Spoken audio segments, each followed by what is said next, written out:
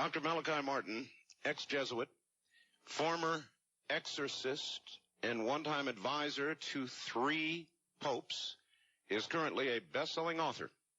As a premier investigator of clandestine politics and unlikely alliances of popes and cardinals, his novels offer rare insights into the men who guide nearly 1 billion people in faith and broker the destinies of countries and continents.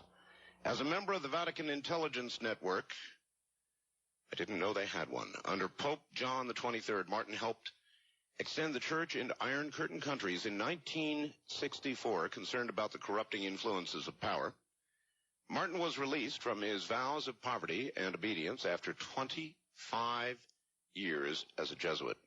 He left Rome for New York, where he did odd jobs until a Guggenheim fellowship enabled him to write his first bestseller, Hostage to the Devil. It was followed by The Final Conclave, Vatican, 3 popes, and the Cardinal, The Keys of This Blood, The Jesuits, and apparently many others. He's a very prolific author. To give you some idea of how he is reviewed, Forbes magazine said, "No spiritual journey is complete without a Vatican page-turner by Malachi Martin." Sacramento Bee said, "It is to Martin's credit that his real-life fictional cardinals have flesh, blood, and bone, sometimes the heart of a South Chicago ward healer." The Dallas Morning News said, "In biblical times, they would have called him a prophet." Publishers Weekly said, "It is impossible not to be impressed with Martin's profound knowledge of men, issues, and history." I could go on and on and on and on. For 30 years, as a Catholic priest, Dr. Martin did exorcisms. So from New York City, staying up late, here is Dr. Malachi Martin. Doctor, welcome to the program. Well, good morning there, Art. How are you? Oh, I am very well, and I am so honored to have you here. No, I'm really privileged to be talking on this vast network. It is really universal. It really is universal now. It's amazing. I heard you describe it from north to south, to east to west. Oh, yes. Covers a lot of territory. I'm not, my background, doctor, is not Catholicism. I'm not Catholic. My wife is. Mm-hmm. So I'm going to stumble and bumble, and I hope you'll bear with me. I doubt if you could stumble and bumble in anything. But anyway, we'll take that as a simple statement. And take this also as a simple statement. Many years ago now, you can tell me how many, yes. The movie The Exorcist came out. Yes. It was the first of its kind, really, major movies, and it scared the hell out of me. Be honest with you. And as no movie, even with all their horrible little monsters, ever has since. And I'm not sure why. Funny? Isn't that funny? Isn't that interesting? I find that very curious. I really do. Even more than any of the Dracula and the Frankenstein films. Even more than the movies with Alien, where monsters are popping out of people's bellies and all sorts of horrible things. Yes. And I think the reason is because I viewed The Exorcist as real. Yes, I think so. And it did touch on a chord, the existence of a demon, which could, on occasion, inhabit the body of some human being. I think that might be the element. And it was set also, that particular picture was set in Washington, real lifetime Washington, and you had real live-looking characters undergoing these horrible contortions and distortions. So I suppose it did. The fact is, Art, that at the back of our consciousness, at least in, I was going to say in the West, but then I know it's the same in India, it's the same in China, it's the same in Japan, and in Latin America. At the back of our consciousness, there's always a fear of the evil one. Yes. Well, there may be a reason for that. The evil one. Now, let me start there by asking you, is there a difference between possession by the devil and possession by a demon? Yes, there is. you see, the mythology or the legend or the doctrine or the teaching, whichever you want to regard it as, it holds that there is a major evil spirit called Lucifer. And there is another one called Satan. And they are accompanied by, or they are among, many, many smaller demons. And these do attack and possess human beings in their will and their intellect. That's the general sort of picture you get from books and studies and doctrine and teaching about the devil and about evil. And I think, what I was saying was that I think at the edge of our consciousness there's always the fear that perhaps indeed there is such a thing. If we don't believe it. We Catholics do hold it, and Christians in general do hold it, but there's a consciousness, there's some evil spirit at work. It could be in our world, and we're afraid of it. And that it can, according to the belief in many parts of the world and in many parts of history of man, there is possibility of being possessed, of one's body being dominated by such an evil spirit and used for nefarious ends. Doctor, is the devil a fallen angel? Is that correct? That's the idea. They are all fallen angels. The idea is that once upon a time, 1/3 of the angels of God revolted against him and were condemned to hell and became demons. What was the purpose of that rebellion, Doctor? The purpose of the rebellion was simply the ambition of one spirit, Lucifer, the son of the dawn, that's what his name means, the light bearer or the son of the dawn, who said, I will not serve. I will be equal to God. And he was opposed by one spirit who said, who is like unto God? And that's the name of Michael, Mikael, who is like unto God. Mm-hmm. And there was supposedly this huge battle between the spirits, and the demons lost. And Michael and those fighting for God won. And forever, the fallen angels, those who rebelled, are condemned to hell and condemned to be evil and to promote evil amongst human beings. How do we, human beings, fit into the picture? It's almost as though the war is over human beings. Yes, it is over human beings. The teaching is that once upon a time God envisaged the world inhabited by men and women and served by angels. But when Lucifer and Satan and the other demons, then angels, were asked to collaborate and cooperate and serve human beings, especially one particular human being who would be God, namely Christ Jesus of Nazareth, they said, no, we are angels. We are superior to these material beings. We haven't got their limitations, and we don't die, and we haven't got material bodies. We are pure spirit. So they were destined originally to serve human beings, and they refused. Doctor, when did you how old were you when you became a priest? I was 33. 33. 33, and that was in 1954. And when did you first encounter, as a young priest, how did you encounter anybody who was possessed? I know you have done, how many exorcisms have you done? I've done thousands of minor exorcisms and about a couple of hundred major ones. Major ones in duration and in intensity. Are difficult, very difficult, and they're far fewer than the thousands of exorcisms you do every year. Exorcisms against various ailments like, for instance, a persecution complex, where you're really being obsessed by a devil or a demon, mm-hmm. or alcoholism, or as the human ills. The list is enormous. Now, I first of all came across it in Cairo.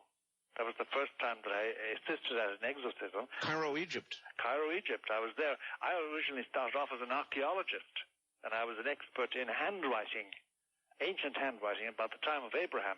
That's about 1700 BC. That's about, 3,000-something years ago. Yes, sir. And I was roped in one evening because an exorcism which was taking place in the poorer quarter of Cairo, the assistant to the exorcist, there's always an exorcist and an assistant, the assistant had fallen ill, and I was asked to substitute. And that was my first experience. Well, it is my understanding. Again, I'm operating from total ignorance here, other than the movies that I've seen. Yes. It may be all wrong. But my understanding is the Catholic Church does not lightly undertake to do an exorcism. No. How does it decide? It decides this way.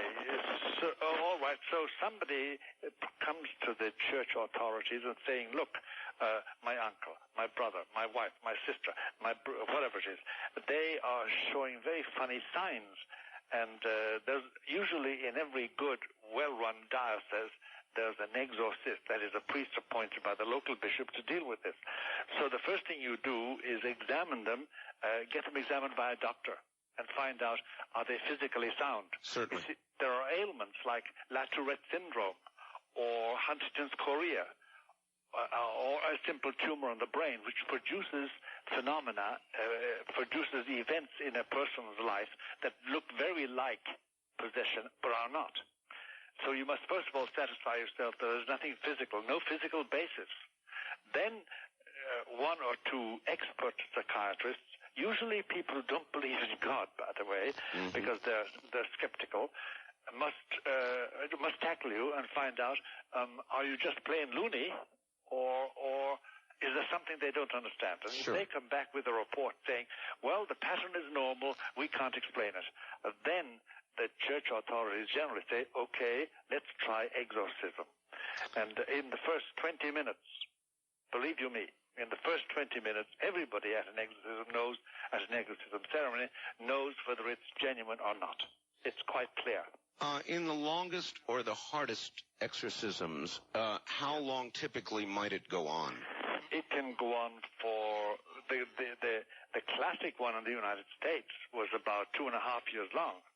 2.5 years? 2.5 years, yeah. It's been written up very recently by a simple reporter who simply chronicled the entire thing. But I've assisted at ones which went on for, 17 weeks. My goodness. We measure it in weeks. Sometimes it's only a week. Sometimes it's only hours. It depends. It depends on the tenacity of the demon in possession. It depends on the antecedents of the person. It depends on so many factors you just can't predict. You go into it blind in that sense. You said, you said demons. So the majority of possessions are by demons. That's right, they are. All true possession is by demons. Now, see, there's a distinction between possession and obsession. Obsession is where somebody is being bothered continually by, for instance, cases I have in hand at the present moment are people who are bothered continually by appearances of animals with human faces bothering them, or pressures on them at night when they want to go to sleep. Yes.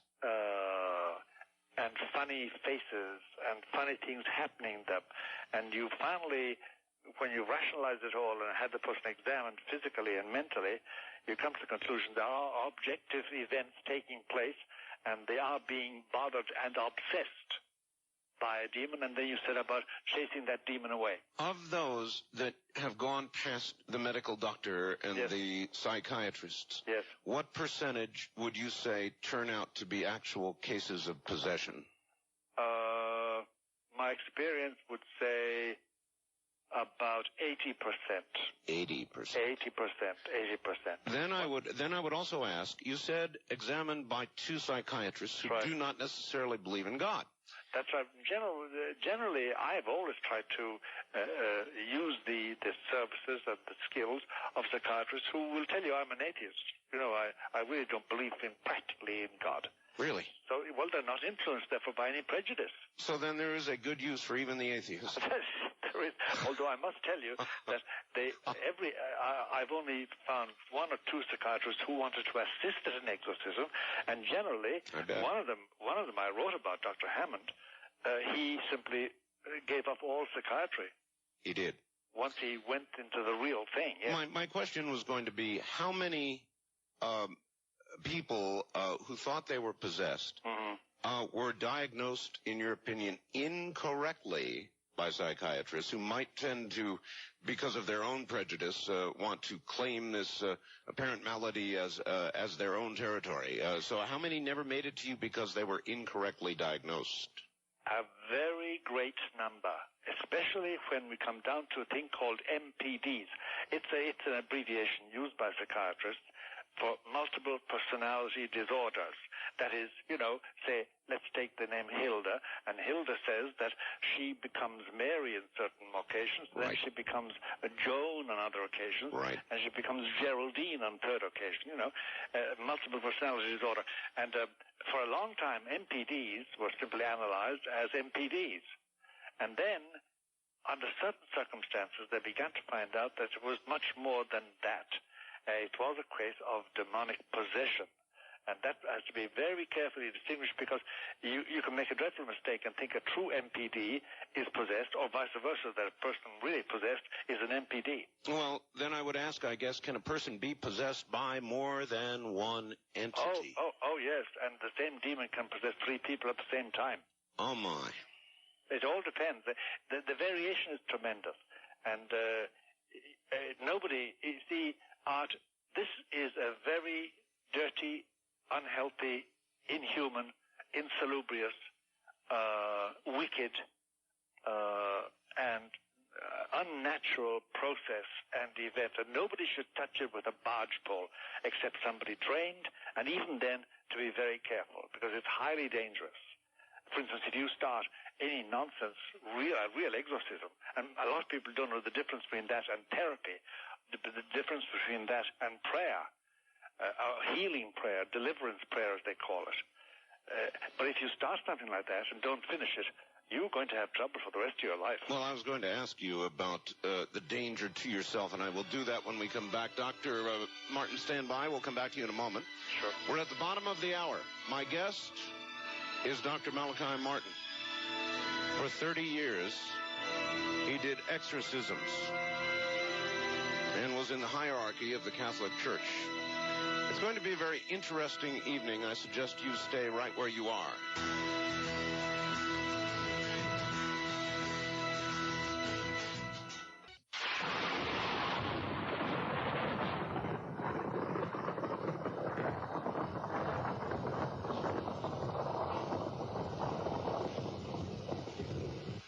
Back now to Dr. Malachi Martin. Doctor, are you there? Of course I am. Good. Good. Into everything. I'm fascinated. Doctor, is there now, or is there going to be, an Antichrist? Whether there is now is a question. There is going to be an Antichrist, and I think the best thing we can do is talk about his public appearance. All right. Because he may already be in existence. For me to say he is in existence would immediately provoke the questions, where is he and what is he doing? Yes. And I want to avoid that. Yes. But he will be manifest publicly within a reasonable amount of time. Most people who are 20-something or 30-something will come across Antichrist in their life. I'm 76. I may not. How will we know him? We will know him by two main qualities. First of all, he will arrive at a time when we as a race have what looks like insuperable problems. Supposing we discover we have really insuperable environmental problems. Yeah, yes, sir. Supposing we find we have insuperable health problems, a disease, yes, wasting nation after nation. That's the first thing. He will have solutions for those problems. He will have wise solutions that are real solutions. And number two, the result of his intervention and the results of his solutions will be such that people will say, you must be God. And he will accept that attribute. He will accept that. Yes, he will accept that. Those are the three marks of the Antichrist. Well, you've already done it to me. You're already giving me chills. I've been a talk show host, Doctor, for about, in this incarnation, 13 years. That's a long time. Doing this program. And in the last several years, Doctor, I've begun to observe something that I just picked a word and I began to call it the quickening. And it's a very good word, Art. Yeah, it's a very discerning word. You must speak from experience. Well, you must. I speak from watching the news of what man is doing by the day, yes. Doctor. And by this quickening, I mean socially. I'm watching these horrible things happening. Yesterday is just an example. In Sacramento, a man was holed up and killed his two children in front of his wife, and then in front of his wife killed himself. This kind of senseless, mindless, unbelievable behavior socially. And it's not isolated, my God. I know, it's not isolated. Politically, Doctor, I look around and I see no sense to what is going on. We have lost our way. We have lost our way. There's no doubt about that. Could I stick in something at this moment, Art? Could I make a remark? You may indeed. There is, in Scripture and in tradition, and by the way, I'm a Roman Catholic, so I'm not sort of dependent on the Bible as Protestants are, and that's their choice. But there is a thing called the mystery of iniquity, and it's a very constant teaching of the Bible and of religious men and women, and it's this: that evil is allowed from time to time to so dull the senses of men and women and to so disturb the equilibrium of their minds that they do crazy, real crazy, mad, bad things. Mm-hmm. And here is the point that gives me a chill. I'm 76, and I noticed that in the last 20, 25 years of my life, the incidents of such disequilibrium, the incidents of that seem to be much more frequent than when I was younger. Yes. Much more, there are much more shocking things happen, and it's not that we're getting to know them. No. The world was connected at that time. Communications were slow when I was young, say when I was 25, or when I was 20. But all the news got around, but we never heard such a plethora of shocking, unbelievably violent, unnatural happenings to ordinary people. So the mystery of iniquity it seems to be pressuring, and the idea in the teaching about the mystery of iniquity is that there is a darkness, a mental darkness that closes in and makes ordinary people do the most extraordinary and shocking things. Well, that's one part of it, a horrible, scary part of it, but also you mentioned the environment. Yeah. I've been monitoring stories lately, Doctor, about the ozone, about deformed frogs, which are said to be an indicator species. I have had people on from various disciplines that you may not agree with who call themselves remote viewers, to prophets, to Native Americans, and frankly, they all tell a very similar story with regard to what they think is immediately in front of us in the next few years. I happen to agree with them. I happen to have gone further in my thought than merely agreeing with them. I think there is a case of radiation. I think that we are being radiated in such a way that it distorts the chemical balance of our system, our mental system. And that slowly but surely, a vast section of the public is being dulled, doesn't see what's happening.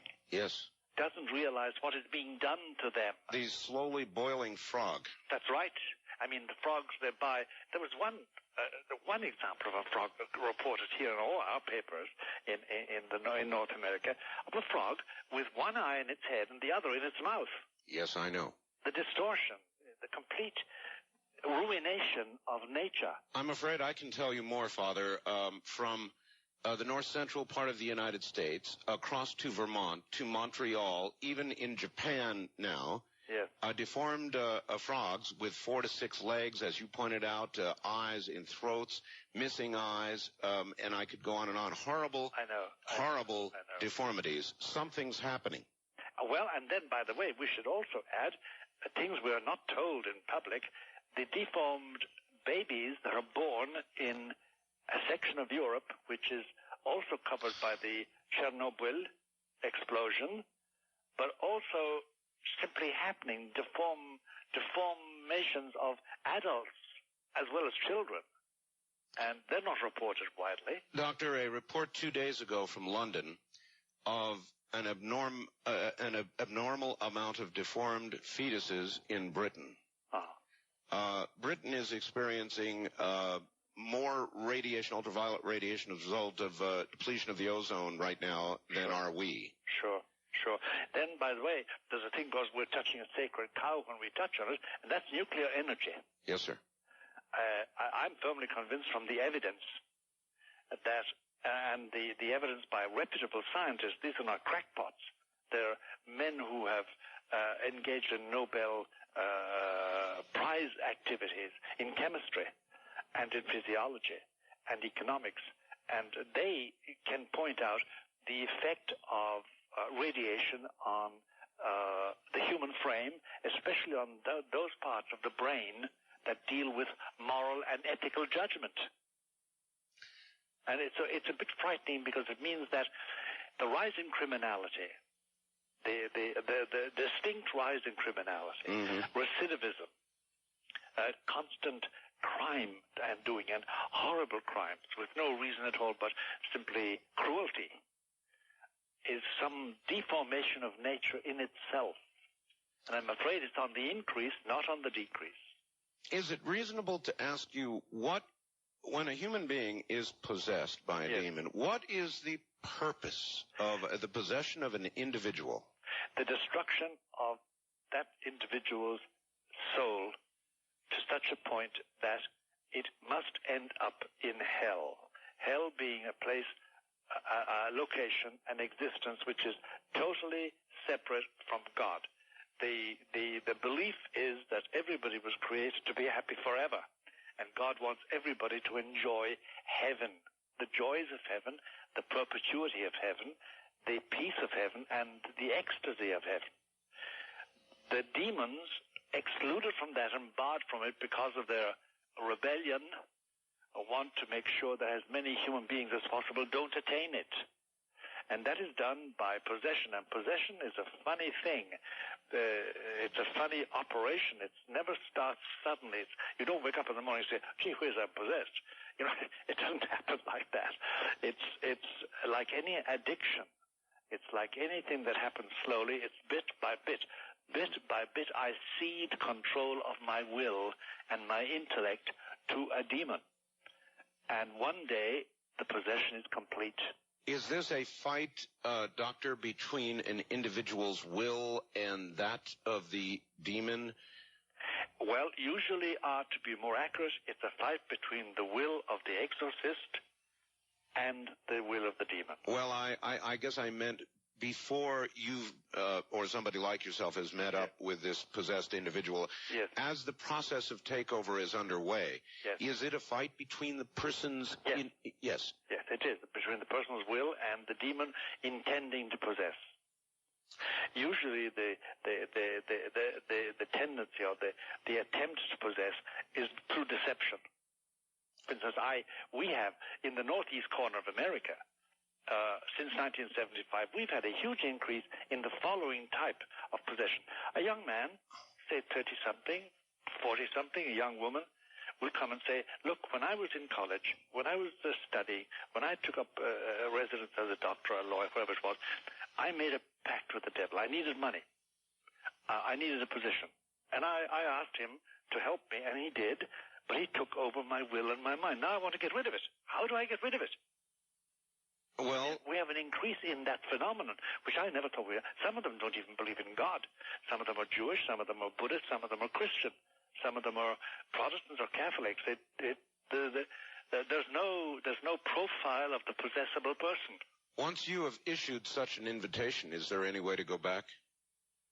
If it has been taken up, then yes. Your only recourse is exorcism that we know of. There may be other recourses. We don't know of any recourse except that.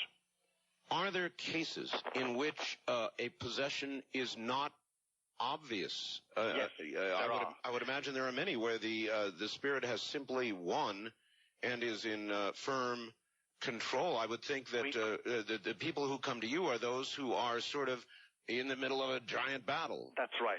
When you find the typical things of somebody throwing themselves on the ground or cursing and spitting and protesting and yes. defecating, urinating and all sorts of protest. What they're doing is protesting, saying, help me. Yes. Help me. The perfectly possessed, we call them the perfectly possessed, are those that are completely at peace. And I've known several of the perfectly possessed, and I avoid them like the pest. And you know them only by almost accidental means. Sometimes they're perfectly normal, by the way, and they've got great business property. They're married, they have children and wives, and they put down responsible jobs. There's nothing wrong there. Now and again, just now and again, it's as it were, a veil is drawn aside, and you see somebody you don't know at all. You just don't know this person, this man, this woman. And there's a completely alien look, a completely alien attitude, and they breathe alienation. And you know then, if you have a nose for it, you know then that they're perfectly possessed and there's nothing to be done about it. The first man I knew like that was called Beedham, John Beedham, and it was a frightening experience because I had known him for years. In other words, their pact, their deal, they are at peace with and comfortable with their deal. That's right. And they have passed through the usual Satanist rituals too. The three Satanist rituals: the power of inflicting pain, the power of hating, and the power of burning fire. Fire is part of the Satanist and the Luciferian development. And they've passed through all those with flying colors. Doctor, I want to circle back for a second. Sure. You scared me quite well. You said, and this was going to be a major question for you this morning. Yeah. I talked to you about the quickening. Yeah. I didn't even get to all the facets. To me, it's many, many things. But you said there was a huge increase in the number of possessions, and I was going to ask you that. To me, that just adds to the pile. That is true. There's more now? It's about, since 1975, when I really started in earnest exorcisms in the United States, it's about 800% increase in frequency. Oh, my. Frequency. And it's extraordinary. It's extraordinary. And one part of the phenomenon is this art, that now, for the first time, exorcists and psychiatrists are working closely together. And I work with psychiatrists. I do the spiritual side of it, and they do the psychiatric end of it. There's always a psychiatric preparation and follow-up on after an exorcism. You mentioned that one psychiatrist simply gave up psychiatry. That's right. I gave him a code name of Hammond. That's not his real name. But he was very, very skeptical about it all. And finally I said, okay, doctor, look, if you insist, but you must have some protection. He wasn't a Catholic, by the way. But he was a very honest, sincere man. I didn't mean but. He was. And once he went through it, that was it. He would never touch another possessed person. He would never touch psychiatry ever again. He went off and did something else. He was a qualified doctor and became an only MD. And confined himself to that. Doctor, how frequently do you think psychiatrists who are treating patients, or what percentage of their patients might indeed, instead of suffering psychiatric problems, be suffering some form of possession? Well over 50% of the cases I have observed. Wow. Well over 50% are really possessed by demons, and of course nothing can be done about it. They're diagnosed as schizophrenic, or as MPDs, or as whatever. And there's no succor for them. There is no succor or help for them at all. When you have done your job, and when we come back from the top of the hour, we'll talk about what an actual exorcism is like. I guess I want to know. But when you have done your job, and it's all over, and the demon leaves, where does that demon go? Well, let me gently but firmly sort of put in a corrective there, Art, from the point of view of an expert. The demon has been deprived of a place, a location, a human person, in which to exercise power. Therefore, they're confined to where they originally were, which is hell. They go back merely to suffering, because their suffering is intense and perpetual and non-stop. They have had a chance of exercising power outside of their tortures, and indeed, the evil they inflict is a way of their getting their own back in some way or other, even though it doesn't relieve their pain. So they are punished for their failure. That's right. They're punished. And that's why in the Gospel, for instance, you have the evil spirit saying to Jesus, no, don't send us back to hell. Send us into these pigs. Do you remember the swine of Gerasene? Yes. And they rushed over the precipice into the water and drowned themselves. They could possess something. There's a sort of relief, a temporary relief in not being condemned purely and simply to suffer in hell. And therefore they want something to inhabit. And Christ himself said that, and St. Paul says, and St. Peter, and lots of things in the New Testament say that the devil goes around seeking whom he may devour, like a lion, whom he may possess. And I must tell you that the enormous increase, about 800% over what it used to be in our small area, because it's only a small area we do, the northeast corner. Mm-hmm. And it is a huge increase. And here's one more thing to say, Art, which may sort of provoke a whole series of questions. Possession of the real diabolic kind is generational. Generational?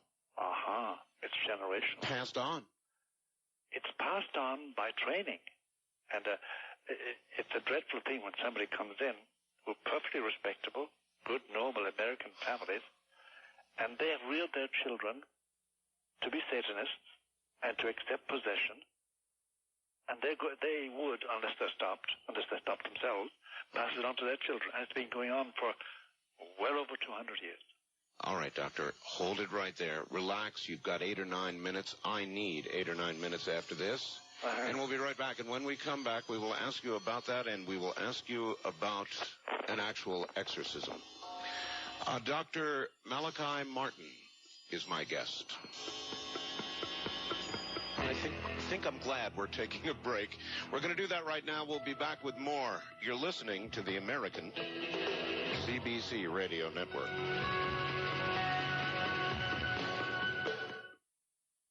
Merry Christmas. And what would you like this year? A custom-made putter weighted heavy at the toe.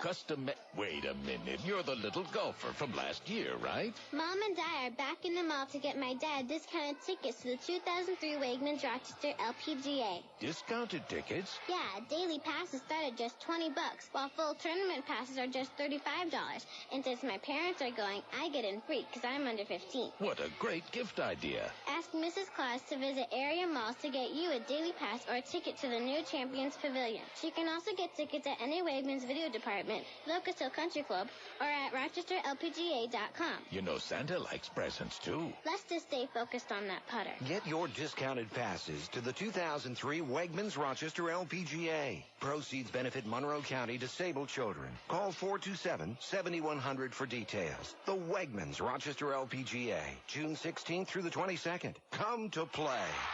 You've put Volvo on your list of vehicles to consider. Now, put Best Volvo at the top of your list, because here's an incredible lease deal on a new Volvo S60. Right now, Best Volvo will lease you a new S60 for only $357 a month. Yes, just $357 a month for a new Volvo S60. Only through December 31st. What an incredible lease deal on an exceptional car. The S60 comes loaded with automatic, sunroof, CD, leather, power everything, plus climate package, front-wheel drive, and more. Only $357 a month. And the value you get with Volvo is superior. Hurry. Once this year is over, this special offer will be too. From Best Volvo, Rochester's exclusive Volvo dealership, 1500 University Avenue. Best Volvo. Lease the S60 for $357 a month for 48 months. Total due delivery is $1,798. No security deposit required. Must take delivery by January 4th, 2003. For more information, call 1-888-621-8873. Your station for school and business closings and the most accurate forecast. News Radio 1180, WHAM Rochester, a Clear Channel radio station. CBS News. I'm Jim Sheneby. Another major U.S. corporation is heading to bankruptcy court. Insurance and finance giant Conseco has filed for Chapter 11 protection, the third largest bankruptcy in U.S. history. Terms were negotiated before the Tuesday night filing after months of talks with creditors to restructure $6.5 billion in debt. Banks and bondholders who took part in those talks apparently did reach terms with the company, but holders of preferred securities did not. Conseco was at one time a Wall Street darling with a total return of 47% per year from 1988 to 98. The company's shares traded as high as $58 back then. Today, they're valued at less than a nickel. Trying times at the Golden Arches. McDonald's warning Tuesday that it will report its first quarterly loss in the fast food giant's 47-year history. The announcement came 12 days after a management shakeup that included a new CEO. The company says its price war with rival Burger King has not paid off. It's also blaming a crowded restaurant market in the U.S., mad cow disease overseas, and a number of marketing mistakes. Trent Lott thinks he has the votes he needs to hold on to his GOP leadership role in the Senate. Republicans gather January 6th to hash out the controversy over Lott's allegedly racist statements. Correspondent Bob Schieffer. You cannot emphasize how concerned Republican senators are about all of this. In a funny kind of way, you now have Democrats and some members of the Black Caucus hoping that Trent Lott will stay on because they think they can exercise so much leverage over him now because he has been so weakened by all of this. So in a funny kind of way, you have Democrats now and members of the Black Caucus hoping Trent Lott will stay on, and Republicans, members of his own party, hoping that he will resign, and the sooner the better. A UN report suggests al-Qaeda is back in the business of training terrorists at camps in eastern Afghanistan. CBS News counterterrorism expert Raymond Tanter says it's been no secret al-Qaeda is still active in the region. A couple of American soldiers plus a translator, Afghan translator, were wounded in the market of Kabul, right in the capital of Afghanistan, and that operation probably took pennies, or I should say Afghanis, which is the currency of Afghanistan. One dead, hundreds sickened, and the Marines are still trying to contain a bacterial outbreak at a training depot in San Diego. Correspondent Steve Futterman is there. Several dozen Marine recruits remain in the hospital. One is still in critical condition and fighting for his life. So far, there's been one death, an 18-year-old private who died on Sunday after developing a rash on his ankle. The rash quickly spread to the rest of his body. An autopsy has been completed. The results won't be known possibly for several weeks, but Marine officials insist he did not die from the so-called flesh-eating bacteria. On Wall Street, the Dow losing 92 points. This is CBS News. If you're trying to lose weight, then grab your pen and paper because now you can try Carbolife Gold for free. That's right. The makers of Carbolife are giving away free trial packs to everyone who calls right now. You heard right. Everyone who calls right now can get a free trial pack of Carbolife Gold. You want to lose weight for free? You got it. Carbolife Gold has become Chicago's favorite weight loss supplement. In fact, Linda from Aurora lost 42 pounds. Cindy from Crystal Lake lost 61 pounds. Tina from Elmwood Park lost over 80 pounds and keeps it off with Carbolife Gold. Gold. Now it's your turn. Don't delay. If you're serious about wanting to lose weight, now's your chance to do it for free. Get your free 2-week trial pack of Carbolife Gold by calling now. This offer is not available in stores, and the supplies are limited. Call 1-800-689-1752. That's 1-800-689-1752. Burn the fat now with your free 2-week trial pack of Carbolife Gold. Call now, 1-800-689-1752. 1-800-689-1752. A study published in the Journal of the National Cancer Institute found no link between light to moderate drinking of alcohol and lung cancer. Previous studies had suggested such a link, but researchers say this time they factored in the effects of smoking and statistically eliminated booze as a contributor to increased risk of lung cancer. Light to moderate drinking defined as 1 to 2 drinks per day. The study did suggest that drinking more than that could elevate the risk for several forms of cancer. Several dozen Marine... Theme from the endless summer, one of the latest films to be added to the list of movies to be preserved by the National Film Registry. 22 other films also made the Library of Congress list, including The Black Stallion, Alien, Boys in the Hood, From Here to Eternity, and In the Heat of the Night. Congressional librarian James Billington says selection is not an endorsement of a movie's ideology or content, but simply a recognition of its importance in American film. Jim Sheneby, CBS News. News Radio 1180, WHAM. In-depth team coverage to keep you informed. Rochester's news leader, 24 hours a day. Depend on it. Checking WHAM's radar weather for the remainder of the overnight. Just clear skies and a very cold night. Down to about 15 in the city and near the lakeshore, but easily down into the single numbers south of Rochester. Wednesday, bright sunshine early, then the clouds are going to roll in by the afternoon. The high temperature in the mid-30s. Thursday, the winds pick up. It's going to be turning noticeably milder. Chance of a rain shower by the afternoon. Then the high temperature in the mid-40s. This is Wham! News Source 13 meteorologist Glenn Johnson. News Radio 1180, WHAM wants to make the holidays a little brighter for you. Listen to Wham every day this week for your chance to win $2,500 and be registered for your shot at $1 million. Just be the 25th nationwide caller to 1-866-525-WINS when you hear the cue to call in and win. Brought to you by Office Depot. Visit Office Depot, your holiday gift store, offering a variety of business gifts to high technology items. Good luck from Clear Channel Worldwide at News Radio 1180 WHAM.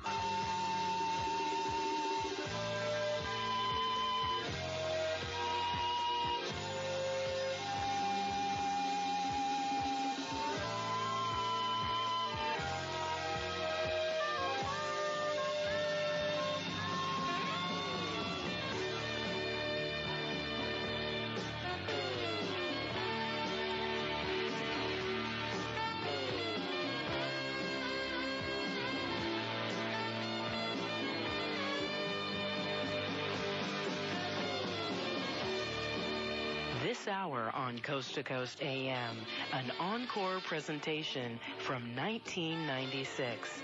It's Art Bell and his first interview with Father Malachi Martin. And now, the very best of Coast to Coast AM with Art Bell. My guest is Dr. Malachi Martin. I'll tell you more about him in a moment for those of you just joining. For many, many years as a Catholic priest, he did exorcisms, real ones. He says there's been an 800% increase in recent years in exorcisms. That's in the northeast part of the country. He says our environmental problems, social problems, are catching up with us rapidly. He agrees, in substance, with what many of my other guests have said. This is not going to be easy to digest for you this morning. So, kind of set yourself up for it and get ready. And we'll get back to it in just a moment.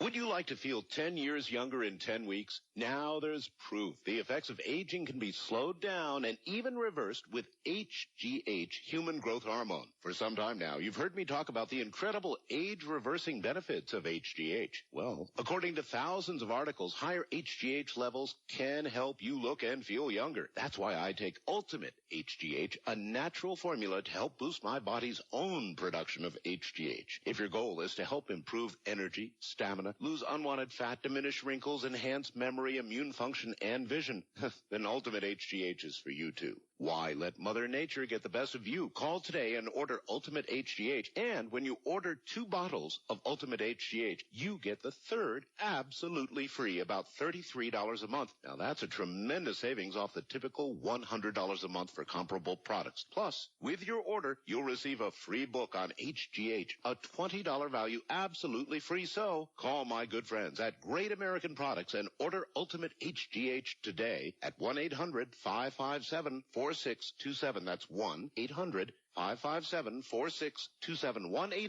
1-800-557-4627. The best radio in the world. If you can afford it, if you've got the money, then we have the best radio in the world. The CC Radio Plus, hands down, runaway, no contest, best radio in the world. $159.95, which is a cutesy way of saying $160. It's a lot of money for a radio. This is a lot of radio. It's like the last radio you'll have to buy.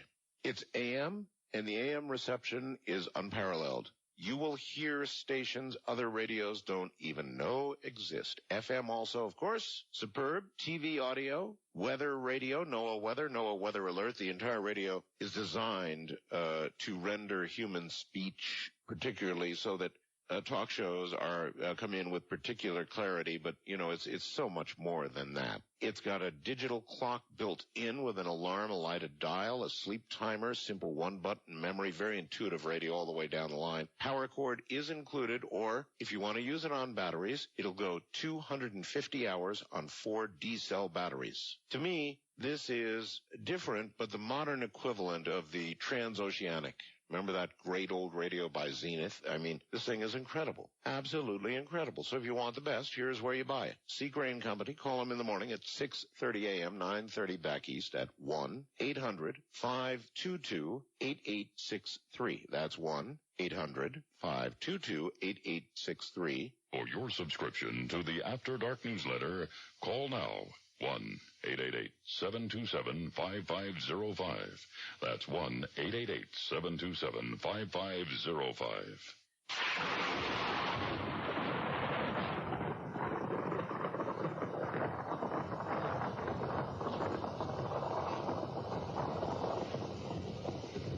All right, let me tell you a little bit about Dr. Malachi Martin. For those of you who just joined, Malachi Martin, ex-Jesuit, former exorcist, one advisor to 3 popes, presently a best-selling author, as a premier investigator of clandestine politics, unlikely alliances of popes and cardinals. His novels offer rare insights into the men who guide nearly 1 billion people in faith and broker the destinies of countries and continents. As a member of the Vatican Intelligence Network under Pope John the 23rd, Martin helped extend the church into Iron Curtain countries. In 1964, concerned about the corrupting influences of power, Martin was released from his vows of poverty and obedience after 25 years as a Jesuit. He left Rome for New York, where he did odd jobs until a Guggenheim Fellowship enabled him to write his first bestseller, Hostage to the Devil. It was followed by the final conclave, Vatican, 3 popes and the cardinal, the keys of this blood, the Jesuits, and many, many more. Born, by the way, in Kerry, Ireland in 1921. He has done many, many exorcisms, and that is generally what we're talking about right now, and possession. I'm trying to understand possession. And we left off last hour talking about the fact that it apparently is generational, Doctor, generational possession. Yes. It's let me explain that. It's not that possession is passed on with semen, passed on with genes. No. It's that the same demon inhabits the members of the same family for generations, consensually. He is nourished by them and kept by them and satisfied with them.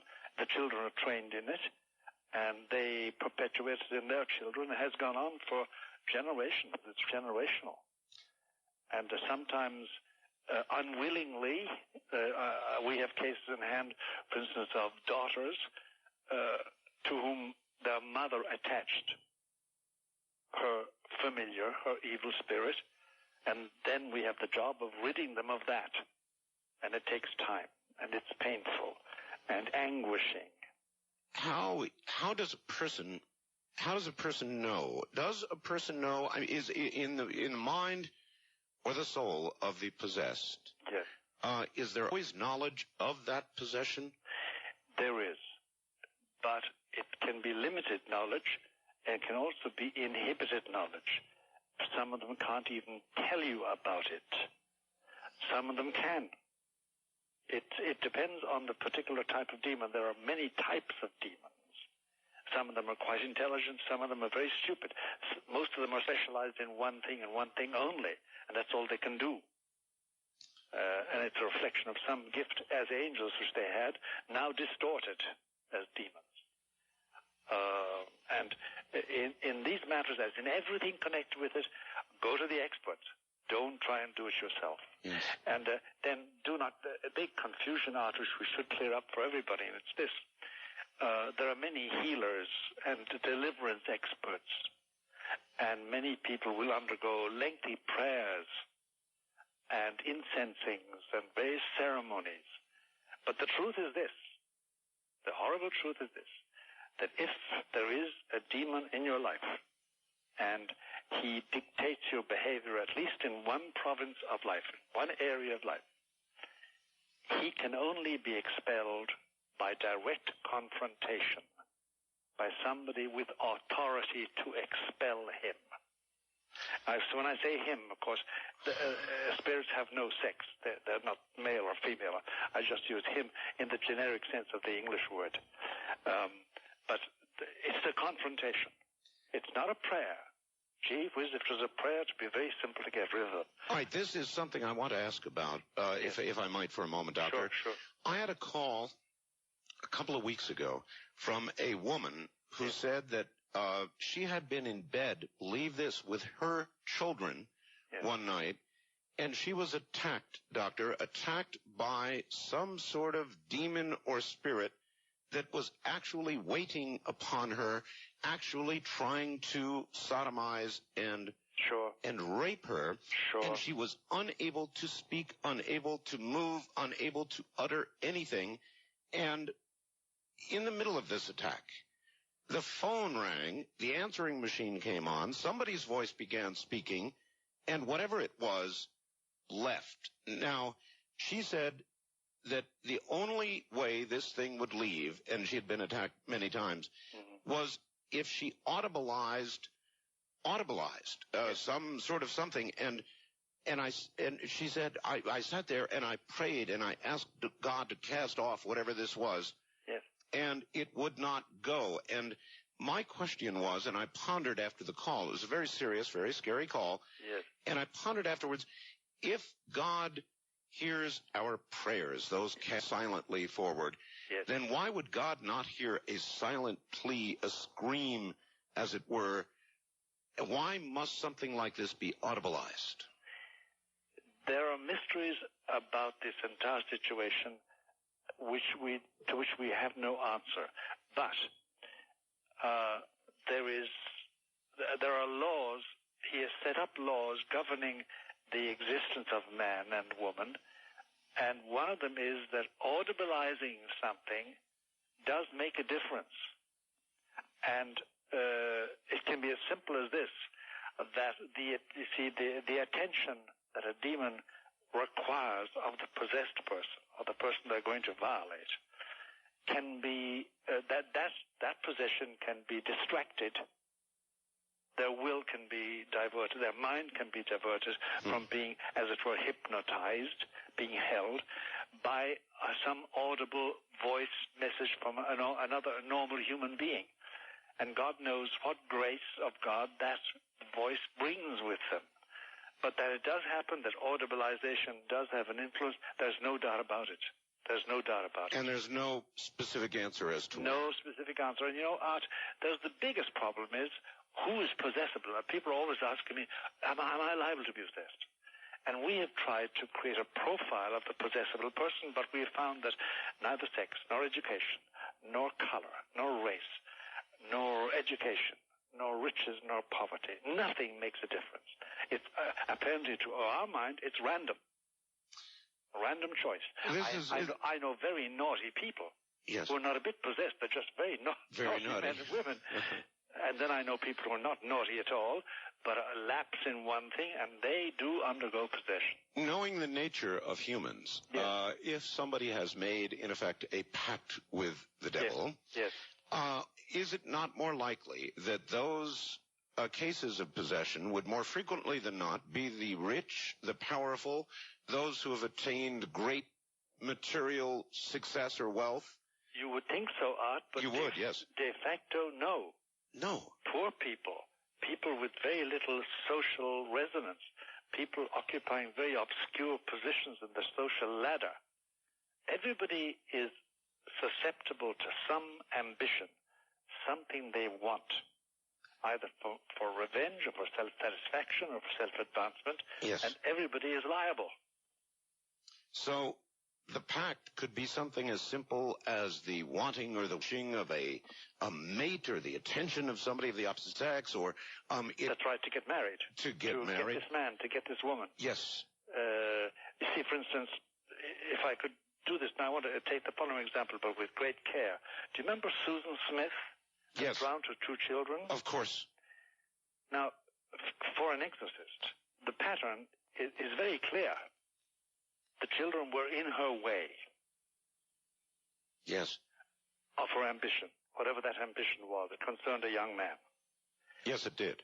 And an exorcist could say about that, it was obvious that they were used as obstacles. They were used by Satan to possess her will and make her commit the grievous sin of matricide.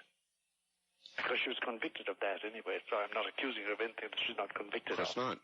But that would be read by an exorcist as a typical example of possession of the will of somebody to commit a very evil act just for the sake of doing evil, because that's the whole point of the demon, to do evil for the sake of evil. Should somebody like you have consulted with Susan Smith? Well, if I was asked to, generally we people, we're very chary about intervening at all, and there's enough work on our plate to keep us going. But yes. Can somebody, doctor, of any faith be possessed? Yes, of any faith. Doesn't matter. Of no faith at all. Would a Catholic priest perform an exorcism on a non-Catholic? Yes, he would, and we do. We do. Now, it's much more difficult because you can't call on their faith. Except faith, they generally emerge from an exorcism, a successful exorcism, with a tremendous faith in God. Not necessarily Catholic faith, but faith in God. Speaking for the layman, there are many people walking around listening right now who are no doubt scared to death because at one time or another in their life, they have probably in a moment of despair or a moment of need said, I'd make a pact with the devil if I could just have so-and-so. And they're probably thinking at this moment, there's a pretty good chance they may be possessed. You can't be possessed without knowing it. And you can't be possessed against your will. You may wish all day and all night for the devil to come and sign a pact with you, as it were, a Faustian principle, like Mephistopheles in the play of Goethe.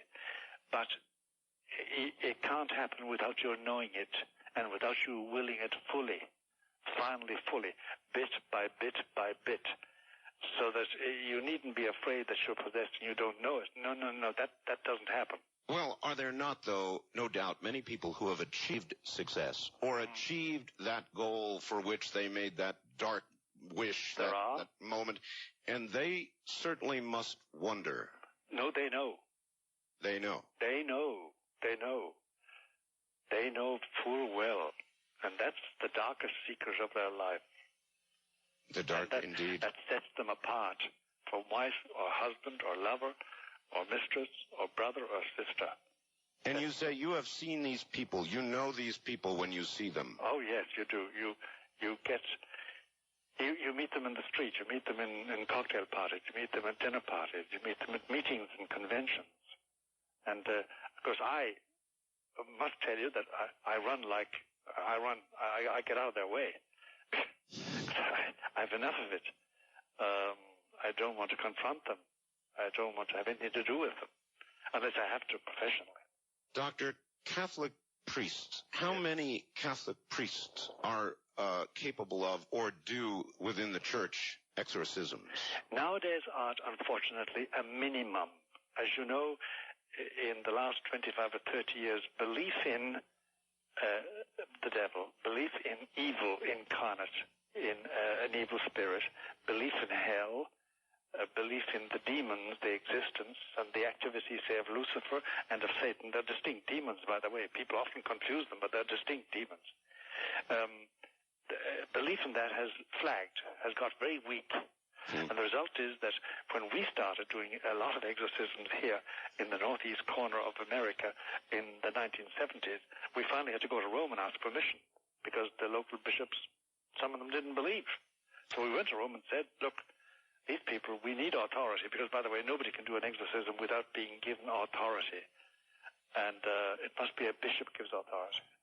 So we had to go and get special permission from Rome to do it because we couldn't get it here. Now, some bishops do believe, some bishops don't believe, some priests do believe, some priests don't believe. Most of them want to have nothing to do with it. They know little and they want to know less. That's really, and some bishops, some cardinals we know, say, look, don't bother me. You have all the authority you want, but don't tell me a thing about it. I don't want to have anything to do with it at Possibly all. The source of the hear no evil, see no evil.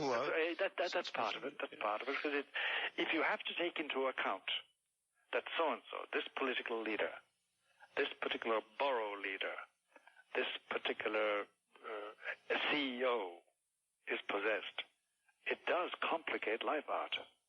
It does complicate life.